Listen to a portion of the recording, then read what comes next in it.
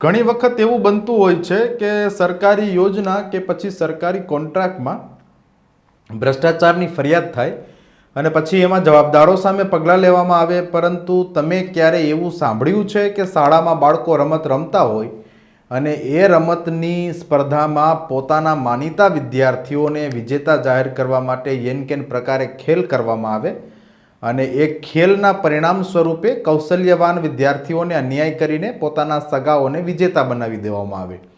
એવું તો ક્યાંય ન થાય, પણ રાજ્ય સરકાર આયોજિત ખેલ મહાકુંભમાં આવો ખેલ થયો છે. જી હા, તમે બરાબર સાંભળ્યું છે. અને આ ખેલ તો થયો જ છે, પરંતુ એમાં જવાબદારો સામે હજુ સુધી કોઈ પગલાં લેવાયા નથી. ખેલ મહાકુંભમાં ગંદી રમત રમનારા લોકો સામે જાણે કે તંત્ર લાજ કાઢતું હોય તેવી આખી ઘટના છે. શું છે આખો મામલો, વિગતે વાત કરીએ. નમસ્કાર, હું છું રિયાઝ. સ્વરાજમાં આપનું સ્વાગત છે. કાલાવડમાં ખેલ મહાકુંભમાં મોટો વિવાદ સામે આવ્યો છે. વાત જાણે એમ છે કે જામનગર જિલ્લાના કાલાવડમાં આવેલી દિવ્ય જ્યોત સ્કૂલ ખાતે ખેલ મહાકુંભ અન્વયે વિવિધ સ્પર્ધાનું આયોજન કરાયું હતું, જેમાં 100 મીટર દોડની સ્પર્ધામાં પ્રથમ નંબર જાહેર કર્યા પછી મોટો ખેલ થયો છે. દોડની સ્પર્ધામાં પ્રથમ નંબર જાહેર થયેલી વિદ્યાર્થિનીને ફરી દોડાવવામાં આવી. કારણ એવું આપવામાં આવ્યું કે 2 સ્પર્ધક વિદ્યાર્થિની બાકી રહી ગઈ છે, જેથી ફરી દોડવાનું ફરમાન છૂટ્યું. પ્રથમ ક્રમાંકની વિદ્યાર્થિની 3 વાર દોડી છતાં ફરી દોડાવાય એટલે વિદ્યાર્થિનીની તબિયત બગડી ગઈ. સતત 3 વાર દોડવાને લીધે નાની એવી દીકરીની તબિયત લથડતા રાજકોટની ખાનગી હોસ્પિટલમાં ખસેડવાની ફરજ પડી છે. સમગ્ર બનાવ મામલે માતા પિતાએ પોતાની દીકરીને પૂછપરછ કરતા આખી હકીકત વર્ણવી હતી. પોતાની દીકરી સાથે અન્યાય થયો, પરિણામે તબિયત બગડી, જેથી પરિવારે શાળાને જાણ કરી. આ ન્યાયના આક્ષેપ સાથે વિદ્યાર્થિનીના પિતાએ માનવ આયોગને પણ જાણ કરી છે. પીડિત વિદ્યાર્થિનીના વાલી શું કહે છે તે સાંભળો. મારું નામ બાલિયા જયેશ મૈપતદાન છે. મારી બેબી ભૂમિ વિદ્યાલયમાં 8મા ધોરણમાં ભણે છે.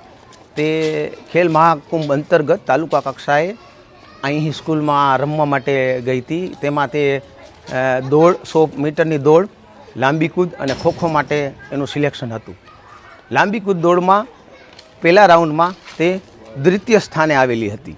ત્યારબાદ બીજા રાઉન્ડમાં તે પ્રથમ સ્થાને આવી અને વિજેતા જાહેર કરવામાં આવી હતી. ત્યારબાદ કોઈ ના ત્યાં હાજર હોય તે લોકો દ્વારા કે કોઈ કોચ દ્વારા અમે અમારી સ્કૂલને એવું જાણવા, અમને સ્કૂલ વતી એવું જાણવા કે કોઈ કોચ હાજર હોય એને બળજબરીપૂર્વક ત્રીજો રાઉન્ડ કરાવ્યો અને એમાં 2 વિદ્યાર્થીનીઓ એડ કરી અને એમાં મારી બેબી ત્રીજી વાર દોડી. તે જ વિજેતા જાહેર થયા છતાં ત્રીજી વાર દોડી, તેથી તે ત્રીજા ક્રમમાં તે ત્રીજા રાઉન્ડમાં તેની સાથે પહોંચી ના શકીને તે રમતમાંથી નીકળી ગઈ.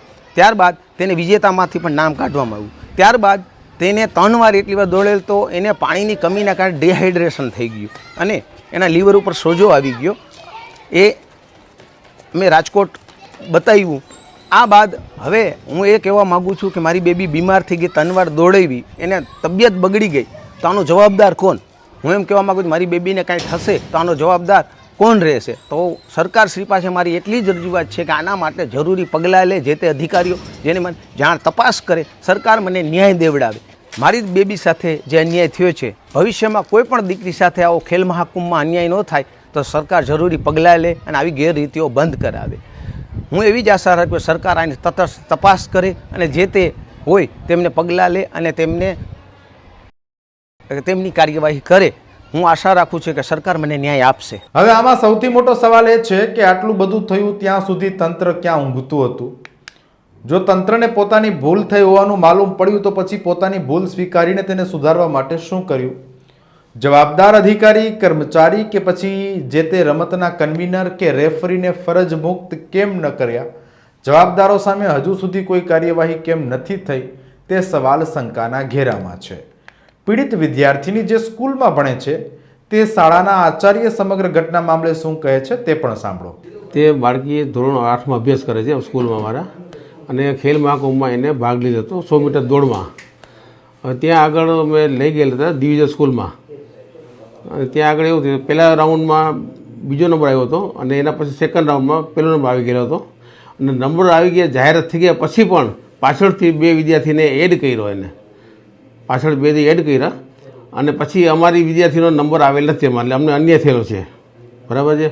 તો તે બાબતમાં તેના વાલીશ્રીનો અમે કોન્ટેક હતા. તે બાળકીની તબિયત પણ અત્યારે બગડેલ છે અત્યારે, અને તેને પ્રોબ્લેમ છે, બરાબર. તો એ બાબતમાં ન્યાય થાય એવો અમે ઈચ્છીએ. સ્કૂલ તરફથી અમારી ખાસ વિનંતી તમને કે સ્કૂલ તરફથી કે ભાઈ બાળકીને ન્યાય થાય મળે એવો અમે ઈચ્છીએ છીએ અત્યારે સ્કૂલમાં. પરિણામ આવી ગયું પછી પણ શા માટે દોડાવવામાં આવી? એટલા માટે અમે લોકોએ ત્યાં વિરોધ કર્યો હતો આ વાતનો કે ભાઈ પરિણામ ડિક્લેર થયા પછી ક્યારેય પાછળથી એડ ન કરશે. અમે સ્કૂલ વિરોધ કર્યો હતો, બીજી સ્કૂલવાળાએ પણ વિરોધ કર્યો હતો. જે તે વખતે શિશુ મંદિરના બધાએ વિરોધ કર્યો હતો, છતાં પણ એ લોકોએ ઉપરોર થઈ અને એ લોકોએ આ સ્પર્ધા પાછળથી એડ કરી અને અમારા સ્કૂલને અન્યાય કરેલ છે એ લોકોએ. હાલ શું કાર્યવાહી તમારા તરફ? હાલ અમે અત્યારે એક અરજી ડીએસઓ સાહેબને આપી છે, અત્યારે અરજી લખીને આપી અત્યારે, અને જે બાબતમાં કંઈક કાર્યવાહી કરે એવી અમારી વિનંતી છે સાહેબને. વાલીઓ છે તેમના દ્વારા શું ફરિયાદ આપને કરવી? વાલીઓને જાણવા મળ્યું છે કે તેની બેબીની 3 વાર ઉપરાપર દોડાવવાના હિસાબે તે બેબીની તબિયત થોડી ખરાબ થઈ ગયેલી છે, બરાબર છે. એટલા માટે એને વાલી અમને ખાસ કમ્પ્લેન કરી આ વાતમાં, એટલા માટે અમે અરજી કરેલી છે એ લોકોની. હવે કાલાવાડની દિવ્ય જ્યોત સ્કૂલમાં ખેલ મહાકુંભનું આયોજન થયું અને આ ખેલ મહાકુંભમાં કેવડો મોટો ખેલ થયો તેને લઈ વિવિધ પ્રકારની ચર્ચાઓ ચાલે છે.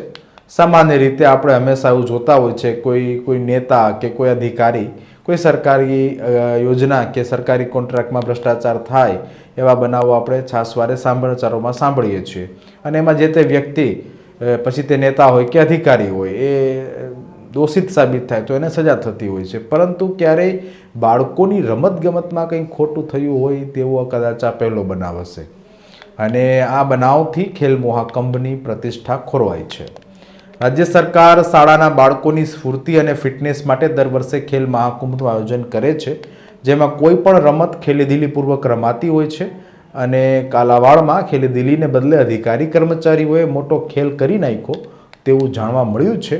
સમગ્ર ઘટનાની ગંભીરતાને ધ્યાને લેતા તંત્રએ તો કશું કર્યું નથી, પરંતુ ત્યાંના સ્થાનિક અધિકારીઓ પણ કશું નથી કર્યું. હવે આ ઘટનાની જાણ રાજ્યના શિક્ષણ મંત્રી રીવાબા જાડેજાને થઈ અને શિક્ષણ રાજ્ય પ્રધાન રીવાબા જાડેજાએ આખી ઘટનાની તપાસ કરવા માટે આદેશ આપ્યા છે. હવે આ ઘટનામાં જવાબદારો સામે શું પગલાં લેવાશે અને દાખલારૂપ કાર્યવાહી કરવામાં આવશે કે પછી ભીનું સંકેલવાનો પ્રયત્ન કરાશે તે જોવું રહ્યું. સમાચારોમાં અત્યારે બસ આટલું જ. ધન્યવાદ.